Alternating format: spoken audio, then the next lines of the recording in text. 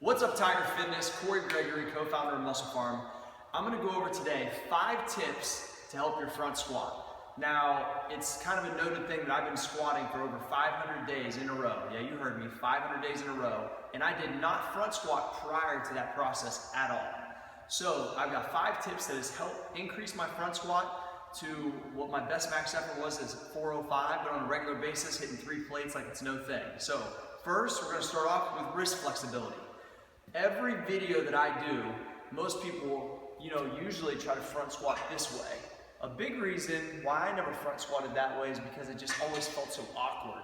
Now, the way that I front squat is like an Olympic lifter, which is here. Now, a lot of people can't get into the position with their elbows up and their wrist bent like that. What that is kind of emulating is when an Olympic lifter cleans, they catch the bar like that. Now, a good thing to do is to basically just stretch the shit out of your fingers like this, because everything that's all balled up is from here to here and into your forearm. So you can stretch them and then work it up under, try to get it so it'll loosen up a little bit. You can go as much as 1 finger onto the bar if you have to. I mean, it could be 1 or 2 fingers. A lot of people do it like this. Most of the big time Olympic lifters do a whole hand. Now, I can't personally do that yet. I'm working towards that, but they'll actually have it all the way up. So when they catch the bar and come out of the front squat, they can just go right into that jerk. So what I would start with, 2 fingers, try to go about right off the knurling and come up under and try to set that bar right here and get your lats high. Now, if you're even having problems with that, literally, before you even start, get to a wall or something and just crank on your freaking wrists and your forearms like this so it'll open them up. And I would just hold for 10 seconds at a time, do a set of front squats, do 10 seconds at a time again, or go right up against a wall like this. Whatever you gotta do, because I'm telling you, it feels much better when the flexibility gets that way. Point number 2 is ankle flexibility. That is something I had no clue it would make that big of a difference. Now, I am wearing an Olympic shoe, which has a little bit of a heel on it, which will help you get an even better mobility. Now, a lot of people, and I did powerlifting squatting forever, my best was 550 in meet, they always talked about the knees not traveling past the toes. In this style of a front squat, your knee's gonna track right at your toe, and actually if your ankle is super flexible, you'll see that it will actually give, it'll be right at the toe or a hair over, but not too bad. And so when you come in and sit in a front squat, it feels like a nice cushion, and boom, like this. The key is that if your ankle's all balled up, you can't even get in the position to be strong. And so one of the best ways to do to increase ankle flexibility is sit with a bar or a dumbbell right on your knees, like this. Now right now, this ankle feels not very mobile, and this one feels awesome. So I would set, if I had a dumbbell, I would set a dumbbell on this for a little bit longer period of time. And you can set the bar, you can set, I usually do 40s or 50-pound dumbbells on each leg. And also just pause squats in general. I mean, if you can sit in this position comfortably, then your ankle flexibility is probably pretty damn good. The other thing you can do is you can roll out the shin muscle to kind of like open it up. But a lot of pause squatting, so whenever I'm squatting and I'm sitting in there, that right there over time has just increased the ankle flexibility. Number 3 is having your lats tight. Now, once again, you're probably going to be potentially new to a front squat. A big key to that, and I'll go this way so you can see, is when you take the bar off, is that you're using your lats as like a shelf. So when you go up, you're going to open your lats up here, like a lat pose, to sit that bar on. Into the front. So you're going to get your fingers right, come up, and you want to be almost like a football player. Like you're pushing up into the shoulder pads. So you're going to raise it up, boom. And then as you go down in the hole, those elbows, you want to fight them up.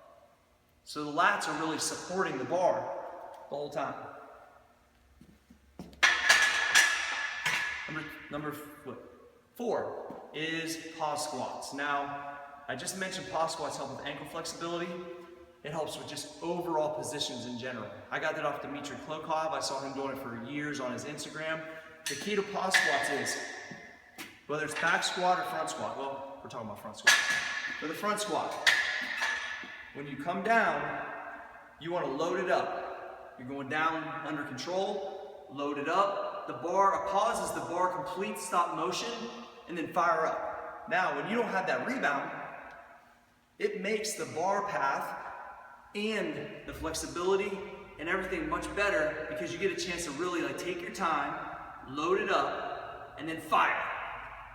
It also will dramatically decrease probably the weight you're able to do, but once you work on pauses for a little while, then go back to a regular rep, you'll kill it. I mean, literally, if I'm pausing 365 or 315, whatever it is, you're gonna probably do maybe 5 to 8 reps of that on a regular rep. It makes a huge difference, but what it will do is make you stay tight, keep your lats engaged with your wrist flexibility. Everything has to stay tight, and then fire up. And then lastly, we got your pressure into your stomach with your belt. Shit, I don't know where my belt's at. When you put it, we'll do it. Hold on one second. So when you put your belt on, there's a big misconception of how people use belts. When you go ahead and put your belt on, you want to have the belt tight. A lot of people put their belt on and I think it's more for looks than actual action. You put the belt on nice and tight. What you want is to push out into the belt almost like you're pregnant. So if I have my belt on right here, I want to almost be spilling out over top the belt. And what that does is it makes your base wider when you're in the hole. So if I'm on a front squat, I'm taking it up, I got my wrists are nice and flexible, I got my lats tight. I'm going to take a deep breath, push out into the belt and go into a pause squat. Right now, I'm talking so I'm not pulling my air out. If I'm pushing into that belt hard as I can, when I go to come out of that pause, everything feels tight. And that's what you want, is you always hear powerlifters talk about lifting loose. What that means is when you're in the hole, you're like, your abs are kind of caved, your back's kind of caved, your chest isn't up. You want to make sure that everything's locked and loaded so you have the lowest room for air. Tight, push out, explode up. So you can withstand from some injuries for just basically lifting loose. That's a big key. So, recap. Number 1, wrist flexibility. It's a huge deal. Number 2, work on your ankle flexibility. Number 3, keep your lats tight whenever you're holding the front squat. Number 4, you got to make sure that you pause and stay locked and loaded. And number 5, push into the belt. Don't suck it in. Push it out into the belt so you can activate your lower back and your abdominals while you're squatting. So hopefully, these things will help you increase your front squat and be just more of a badass in general. So check me out at Muscle Farm Prez on Instagram and Twitter if you have any questions. Thanks to Tiger Fitness. I'll see you guys later.